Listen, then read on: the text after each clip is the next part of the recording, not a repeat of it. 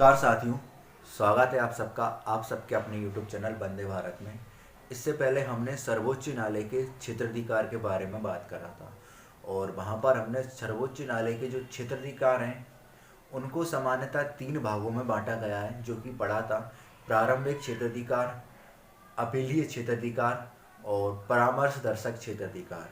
तो प्रारंभिक क्षेत्राधिकार के अंतर्गत जो मामले आते हैं, जैसे कि आपका हुआ प्रारंभिक क्षेत्राधिकार के अंतर्गत संघ व राज्य से संबंधित मामले और मौलिक अधिकारों के उल्लंघन से संबंधित मामले। तो वहाँ पर मैंने आपको मौलिक अधिकारों के उल्लंघन से संबंधित मामलों के अंतर्गत सर्वोच्च न्यायालय द्वारा मौलिक अधिकारों की रक्षा हेतु जो 5 प्रकार के महत्वपूर्ण लेख जारी किए जाते हैं उनके बारे में भी बताया था। तो अच्छा वीडियो था और एक इंटरेस्टिंग वीडियो था वो आपका। तो अगर आपने ना देखा हो तो आप प्लेलिस्ट सेक्शन में जाकर देख सकते हैं या इस वीडियो की आई बटन पर या एंड स्क्रीन में भी जाकर देख सकते हैं। ठीक है, सब जगह मैं क्या उसकी लिंक दे दूंगा। और आज के इस लेक्चर में हम बात करने वाले हैं सर्वोच्च न्यायालय के अपीलीय क्षेत्राधिकार के बारे में। तो एक बार हम इसकी दोबारा से क्या है डेफिनेशन देखते हैं। तो देखिए दोस्तों, अपीलीय क्षेत्राधिकार उस क्षेत्राधिकार को कहते हैं जिसके अंतर्गत आप उच्च न्यायालय के निर्णय के विरुद्ध सर्वोच्च न्यायालय में क्या है अपील कर सकें। ठीक है, हाई कोर्ट के निर्णय के विरुद्ध क्या है आप सुप्रीम कोर्ट में जा सकें। या फिर दूसरे शब्दों में इसकी परिभाषा यह है कि सर्वोच्च न्यायालय के अधीनस्थ किसी भी न्यायालय के निर्णय के विरुद्ध क्या है, जिस अधिकार के तहत हम सर्वोच्च न्यायालय में जा सकते हैं, उसी को क्या है हम सर्वोच्च न्यायालय के अपीलीय क्षेत्राधिकार के अंतर्गत देखते हैं। अब सर्वोच्च न्यायालय के अधीनस्थ न्यायालय यानी कि जिला न्यायालय, डिस्ट्रिक्ट कोर्ट, फिर हाई कोर्ट उच्च न्यायालय, फिर सर्वोच्च न्यायालय सुप्रीम कोर्ट। ठीक है, तो वही वाली बात यहाँ पर की गई है। तो चलिए अब हम आगे बढ़ते हैं और बात करते हैं सर्वोच्च न्यायालय के अपीलीय क्षेत्राधिकार के अंतर्गत आने वाले मामलों के बारे में। तो पहले नंबर पर आता है कौन सा, संवैधानिक मामला या संवैधानिक मामले। भारतीय संविधान के अनुच्छेद 132 के अनुसार यदि उच्च न्यायालय अपने किसी मामले में ये प्रमाणित कर दे, क्या प्रमाणित कर दे, यही कि संबंधित मामले में संवैधानिक व्याख्या से संबंधित कोई महत्वपूर्ण प्रश्न निहित है, ठीक है, तब क्या है उच्च न्यायालय के निर्णय के विरुद्ध सर्वोच्च न्यायालय में क्या है अपील की जा सकती है। ठीक है दोस्तों, और सर्वोच्च न्यायालय भी जो है वो उच्च न्यायालय के द्वारा ऐसी कोई अनुमति न दिए जाने के बावजूद भी, ठीक है, मान लीजिए जो हाई कोर्ट है वो ऐसा कुछ नहीं कहता कि मेरे द्वारा इस मामले में दिए गए निर्णय में संवैधानिक व्याख्या से संबंधित कोई भी महत्वपूर्ण प्रश्न निहित नहीं है, तब भी क्या है सुप्रीम कोर्ट उस मामले को क्या है अपने पास सुनवाई हेतु क्या है बुलवा सकता है दोस्तों। ठीक है, कब, जब उसे यह लगे कि संबंधित मामले में क्या है संवैधानिक व्याख्या से संबंधित कोई महत्वपूर्ण प्रश्न निहित है। यही नहीं, अगर वो मामला सर्वोच्च न्यायालय में भी क्या है चला जाता है और उस मामले में क्या है संवैधानिक व्याख्या से संबंधित कोई महत्वपूर्ण प्रश्न निहित होता है, तब सर्वोच्च न्यायालय के एक न्यायाधीश के विरुद्ध क्या है, याद रखिएगा, जिसने क्या है उसके ऊपर फैसला सुनाया है जिस न्यायाधीश ने, तो उस न्यायाधीश के निर्णय के विरुद्ध भी क्या है सर्वोच्च न्यायालय की पीठ के समक्ष क्या है याचिका दायर की जा सकती है। ठीक है, ऐसे में क्या है उस मामले की सुनवाई जो है वो सर्वोच्च न्यायालय की एक समिति के द्वारा होगी, जिसमें कम से कम सर्वोच्च न्यायालय के 5 या 7 सदस्य होंगे। तो ये तो आपने क्या है मोटे मोटे तौर पर वह परिभाषा समझी जो कि किताब में क्या है दी जाती है। अब मैं आपको थोड़ा सा इसका अर्थ और अच्छे ढंग से समझाता हूँ। याद रखिएगा, आपने अगर इसको ढंग से समझ लिया तो कोई दिक्कत ही नहीं है, और अगर नहीं समझ पाए तो हमेशा कंफ्यूज होते रहेंगे। तो देखिए यहाँ पर इस बात को क्या है समझना सबसे ज़्यादा जरूरी है, संवैधानिक व्याख्या से संबंधित महत्वपूर्ण प्रश्न का निहित होना। तो क्या होता है दोस्तों, ये देखिए, जब आप अपने किसी भी मामले को लेकर, चाहे आप डिस्ट्रिक्ट कोर्ट में जाइए, ठीक है, चाहे आप हाई कोर्ट में जाइए या चाहे आप सुप्रीम कोर्ट में जाइए, जब भी आप किसी भी कोर्ट में लेकर अपने किसी मामले को जाते हैं तो उस कोर्ट के न्यायाधीश के द्वारा जो निर्णय दिया जाता है आपके केस को लेकर, उसकी सविस्तार ढंग से क्या है व्याख्या की जाती है कि आपको इस व्यक्ति के साथ इस वाले काम को करने के तहत क्या है दोषी पाया गया है, जिसके तहत ठीक है। अब ये दोषी पाया गया है तो वो बताते हैं कि ये भारतीय संविधान के इसके अनुसार या उसके अनुसार क्या है एक गंभीर दंडनीय अपराध है। अतः ये अदालत, अब आपने जो गलत काम किया है, मान लीजिए आपने महिलाओं को लेकर क्या है कोई गलत काम कर दिया, ठीक है, आपने क्या कर दिया महिलाओं को लेकर कोई गलत काम कर दिया। जैसे कि अभी आप देख ही सकते हैं कि न्यूज आ रही है कि हमारे आदरणीय प्रधानमंत्री नरेंद्र मोदी जो हैं ये महिलाओं की विवाह की आयु जो है ये 18 वर्ष से बढ़ाकर 21 वर्ष करने वाले हैं, ठीक है। और इसके ऊपर क्या विचार विमर्श भी चल रहा है अभी, तो 21 वर्ष हो जाएगी, ठीक है। अब क्या है किसी महिला की शादी क्या है आपने 18 वर्ष में ही कर दी, ठीक है, और उस महिला ने क्या है आपके खिलाफ जाकर शिकायत कर दी न्यायालय में, ठीक है, कि इन्होंने हमसे हमारा करियर छीन लिया है हमारी जल्दी शादी कराकर। तो महिलाओं की सुरक्षा को लेकर जो कानून बनाए गए हैं उन कानूनों के तहत आपको इतने साल का जुर्माना इतने साल की सजा या इतने रुपए का जुर्माना मिलता है। या मान लीजिए बालकों को लेकर कोई आपको अपराध किया है तो बालकों की सुरक्षा को लेकर जो कानून बनाए गए हैं उन कानूनों के तहत जो सजा दी जाएगी उसको सविस्तार ढंग से व्याख्या की जाएगी। और इसी को कहते हैं हम क्या संवैधानिक व्याख्या से संबंधित कोई महत्वपूर्ण प्रश्न का निहित होना। याद रखिए दोस्तों, जब तक संविधान की व्याख्या नहीं होगी ना तब तक केस आपका चलता ही रहेगा, चाहे कुछ भी हो जाए। संविधान की व्याख्या होना बहुत ज्यादा जरूरी है। तो अगर किसी मामले में उच्च न्यायालय के द्वारा ये प्रमाणित कर दिया जाता है कि संबंधित मामले में संवैधानिक व्याख्या से संबंधित कोई महत्वपूर्ण प्रश्न नहीं थे, तो आप क्या है उच्च न्यायालय के निर्णय के विरुद्ध सर्वोच्च न्यायालय में जा सकते हैं। और अगर सर्वोच्च न्यायालय जाने के बावजूद भी आपके मामले में संवैधानिक व्याख्या से संबंधित कोई महत्वपूर्ण प्रश्न निहित होता है यानी कि रह जाता है, तब आप सर्वोच्च न्यायालय के उस न्यायाधीश के विरुद्ध सर्वोच्च न्यायालय के पीठ के समझ भी क्या है याचिका दायर कर सकते हैं। ऐसे में क्या है सर्वोच्च न्यायालय 5 या 7 सदस्यों की क्या है एक समिति स्थापित करेगा जिनके द्वारा क्या है आपके मामले की सुनवाई की जाएगी। तो अभी तक तो क्या है बहुत कम केसों में ऐसा होता है कि ज़्यादातर मामले जिला न्यायालय में, ज़्यादातर उच्च न्यायालय में, फिर सुप्रीम कोर्ट में जाके क्या खत्म हो जाते हैं। सर्वोच्च न्यायालय की पीठ की आवश्यकता नहीं पड़ती। बहुत कम मामले ऐसे हैं जैसे कि बाबरी मस्जिद हुआ या और भी कम जहाँ पर क्या है सर्वोच्च न्यायालय की पीठ की आवश्यकता पड़ी है। तो समझ गए होंगे हम कि प्रारंभिक जो अपीलीय क्षेत्राधिकार है उसके अंतर्गत ये जो संवैधानिक मामले होते हैं उनके बारे में आप अच्छे से समझ गए होंगे। याद रखिएगा ये चीज सबसे ज्यादा इंपॉर्टेंट है, संवैधानिक व्याख्या से संबंधित महत्वपूर्ण प्रश्न का निहित होना। चलिए दोस्तों, तो अब हम बात करते हैं आगे दीवानी मामलों के बारे में। तो अब हम बात करते हैं अपीलीय क्षेत्राधिकार के अंतर्गत जो दीवानी मामले होते हैं उनके बारे में। तो सबसे पहले हम बात करते हैं कि ये दीवानी मामले जो हैं वो होते क्या हैं, दीवानी मामलों के अंतर्गत किस प्रकार के मामलों को रखा जाता है। तो देखिए, ऐसा कोई भी मामला जो अधिकार से संबंधित हो। अब यहाँ अधिकार का मतलब मौलिक अधिकार से तो नहीं है, इसका मतलब इस तरह है कि मान लीजिए किसी महिला की किसी पुरुष से शादी हो जाती है, ठीक है, तो शादी होने के बाद कुछ समय बाद ही क्या है दोनों के बीच में तलाक हो जाए तो महिला द्वारा पुरुष पर गुजारा भत्ता हेतु केस किया जाए तो ऐसे केस को क्या है हम दीवानी मामलों के अंतर्गत काउंट करेंगे। या फिर दोनों के बीच में बच्चे की कस्टडी को लेकर वाद विवाद हो कोर्ट में तो वो क्या है दीवानी मामले में क्या होगा काउंट होगा।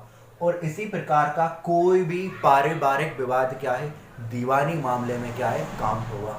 इसके अलावा संपत्ति का हस्तांतरण, ठीक है, मकान हुआ, जमीन हुआ, ठीक है, या कोई भी दुकान हुई तो उसको लेकर जो वाद विवाद होगा वो, ठीक है, इसके अलावा किसी भी प्रकार का कोई भी लेन देन वगैरह, ठीक है।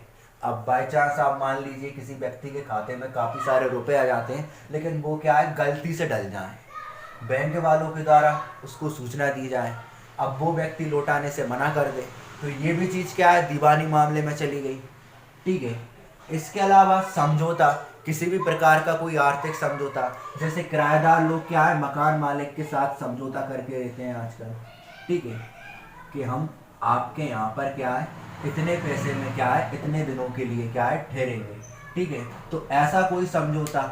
इसके अलावा चल या अचल संपत्ति को लेकर किसी भी प्रकार का विवाद, चल अचल संपत्ति तो आप जानते ही हैं, चल संपत्ति जिसको एक स्थान से दूसरे स्थान पर स्थानांतरित किया जा सके, जैसे कि कई सारी चीज़ें हैं, धातु हैं, सब्जी वगैरह, बहुत सारी ऐसी चीज़ें हैं, ठीक है। और अचल संपत्ति जिसको एक स्थान से दूसरे स्थान पर स्थानांतरित ना किया जा सके, जैसे कि मकान, जमीन, जायदाद, ठीक है, तो इसको लेकर विवाद, या फिर किसी प्रकार की कोई क्षतिपूर्ति, ठीक है। आपने क्या करा, लड़ाई झगड़े में या किसी को लेकर भी क्या है, किसी का कुछ तोड़ दिया, फोड़ दिया, उसका नुकसान कर दिया, तो उसको लेकर जो केस हुआ वो क्या है, आपका दीवानी मामलों के अंतर्गत क्या है, काउंट किया जाएगा, ठीक है। तो आप समझ सकते हैं दीवानी मामले हम किन मामलों को कहते हैं। साथ ही साथ याद रखिएगा दोस्तों, ऐसा कोई भी मामला जिसके अंतर्गत अपराधी को 2 या 3 वर्ष का या कुछ समय का कारावास दिया जाए, ठीक है, और आर्थिक भुगतान के रूप में जुर्माना वसूल किया जाए, वो दीवानी मामले के अंतर्गत ही क्या है, काउंट किया जाता है। देखिए, दीवानी मामले का मुख्य उद्देश्य जो है वो है क्षतिपूर्ति की भरपाई करना होता है, ठीक है। अब वो क्षतिपूर्ति किसी भी लेकर हो सकती है, ठीक है, जबकि इसके विपरीत जो फौजदारी मामले होते हैं ना, वहां पर अपराधी को सजा दिलाना ही क्या है, उसका मुख्य उद्देश्य होता है। और फौजदारी मामले के अंतर्गत अपराधी को उम्र कैद की सजा हो सकती है, मृत्युदंड की सजा हो सकती है, जबकि दीवानी मामलों के अंतर्गत ऐसा कुछ नहीं होता, थोड़ा बहुत कारावास या आर्थिक भुगतान के रूप में जुर्माना वसूला जाता है, जबकि आपराधिक मामले में क्या है, संबंधित व्यक्ति को किसी भी प्रकार की कोई भी क्या है, सजा हो सकती है। तो आप लोग समझ गए होंगे कि दीवानी मामलों के अंतर्गत हम कैसे कैसे मामलों को काउंट करते हैं। अब देखिए, भारतीय संविधान का अनुच्छेद 133 कहता है कि यदि किसी मामले में उच्च न्यायालय के द्वारा यह प्रमाणित कर दिया जाए कि संबंधित मामले में विधि का कोई सारपूर्ण प्रश्न निहित है, बात वही वाली है कि संवैधानिक व्याख्या से संबंधित कोई महत्वपूर्ण प्रश्न निहित हो, तब आप उच्च न्यायालय के निर्णय के विरुद्ध क्या है, सर्वोच्च न्यायालय में क्या है, अपील कर सकते हैं। याद रखिएगा दोस्तों। और इसमें भी देखिए वही वाली बात की गई है कि अगर सर्वोच्च न्यायालय चाहे तो उस मामले को उच्च न्यायालय से अपने यहाँ मंगाकर उसके ऊपर क्या है, सुनवाई कर सकता है। याद रखिएगा दोस्तों। और सर्वोच्च न्यायालय की ये शक्ति जिसके तहत वो हाई कोर्ट से किसी भी मामले को अपने यहाँ पर मंगाकर उस पर सुनवाई कर सकता है, अगर उसको लगे कि इस मामले में विधि का कोई सारपूर्ण प्रश्न निहित है, यानी कि संवैधानिक व्याख्या से संबंधित कोई महत्वपूर्ण प्रश्न निहित है। तो ये जो शक्ति है इसको हम विशेष अनुमति याचिका कहते हैं, ठीक है। स्पेशल लीव पेटिशन क्या कहते हैं, विशेष अनुमति याचिका। तो ये होते हैं क्या, दीवानी मामले, ठीक है। उम्मीद करते हैं आपने समझा होगा दीवानी मामले के अंतर्गत, ठीक है। अब हम बात करते हैं फौजदारी मामले के बारे में। अब हम बात करते हैं सर्वोच्च न्यायालय के अपीलीय क्षेत्राधिकार के अंतर्गत जो फौजदारी मामले आते हैं उनके बारे में। तो सबसे पहले हम बात करते हैं कि फौजदारी मामले कहते हैं किसको हैं। देखिए, फौजदारी मामलों का संबंध ऐसे मामलों से होता है जो कि किसी भी प्रकार के आपराधिक कृत्य से जुड़े हुए होते हैं, जैसे कि हत्या, चोरी, लूट, डकैती, ठीक है, या मारपीट या मारकाट, हिंसा, या कोई भी ऐसा कार्य जो कि किसी व्यक्ति की शारीरिक क्षतिपूर्ति से संबंधित हो या फिर उसके जीवन पर किसी प्रकार का कोई गहरा प्रभाव डाले, ऐसों को क्या है, हम फौजदारी मामलों के अंतर्गत क्या है, काउंट करते हैं। ठीक है, ऐसे मामले क्या है, फौजदारी मामलों के अंतर्गत आते हैं।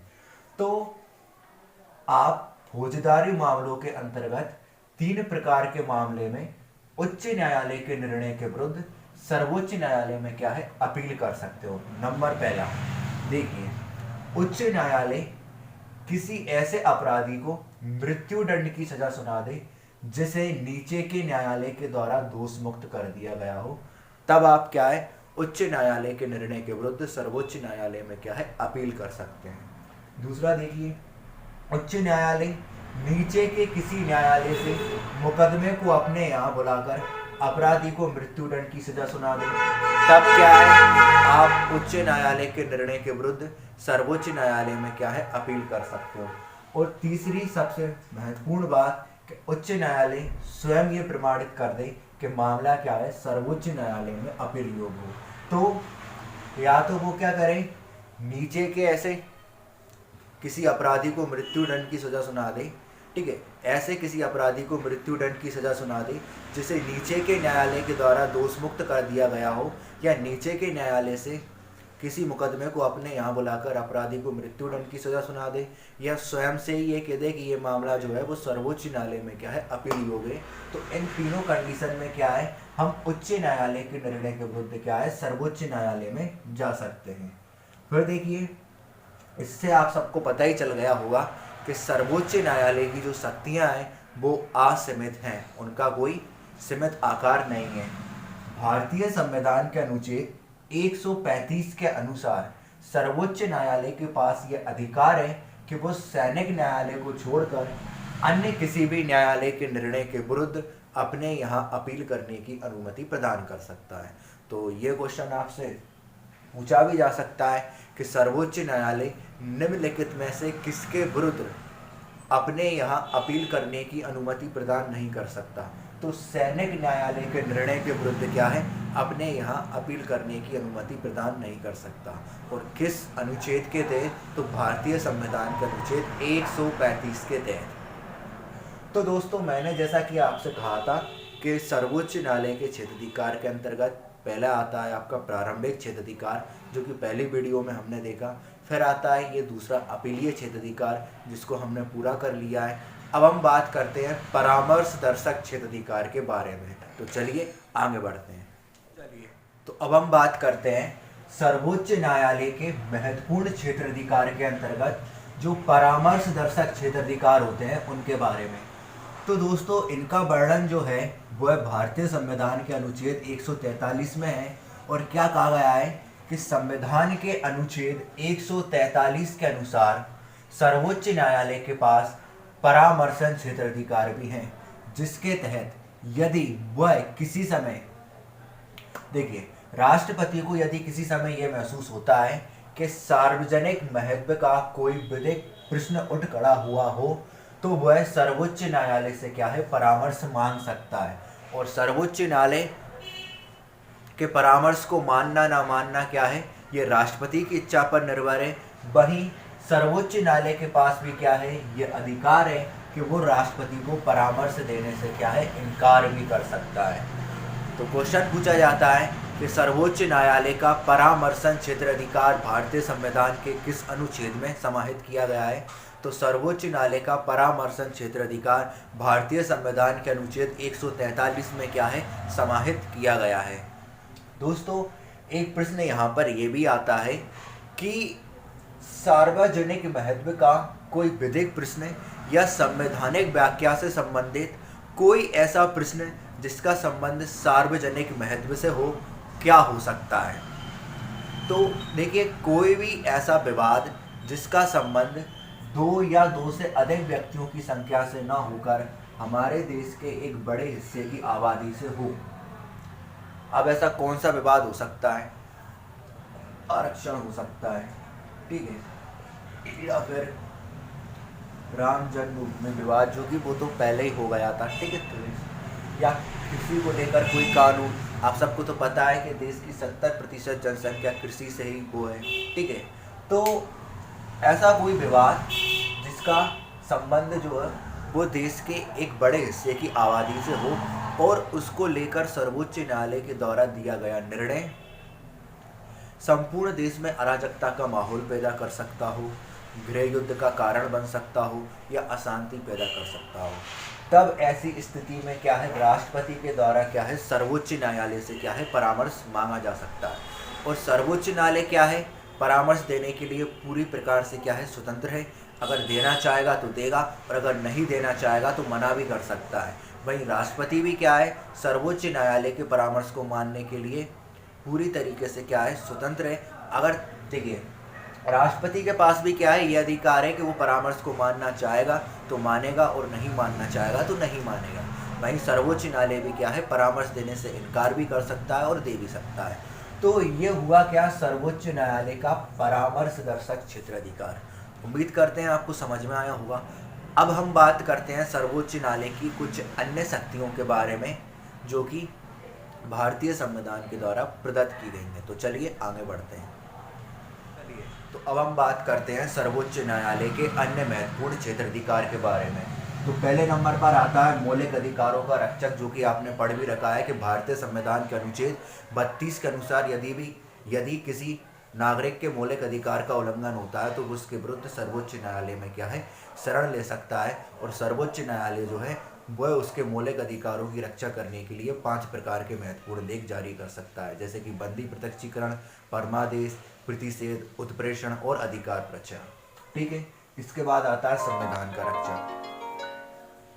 तो शीर्ष न्यायालय होने के कारण क्या है, जो सर्वोच्च न्यायालय है ये अपने पास ये अधिकार रखता है कि यह सरकार के द्वारा बनाए गए नियमों को संवैधानिक वैधता के आधार पर अवैध घोषित कर उनको निरस्त कर सकता है। ठीक है, यह आपने पढ़ रखा है। इसके बाद संघात्मक व्यवस्था का रक्षण।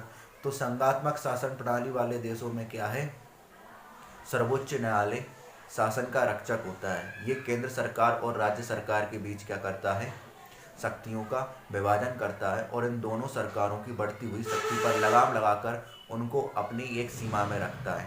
ठीक है, तो आज के लिए इतना ही काफ़ी है। तब तक के लिए जय हिंद, जय भारत। चलते हैं हम, और अगला लेक्चर देखने के लिए आप सब वंदे भारत के साथ बने रहिए।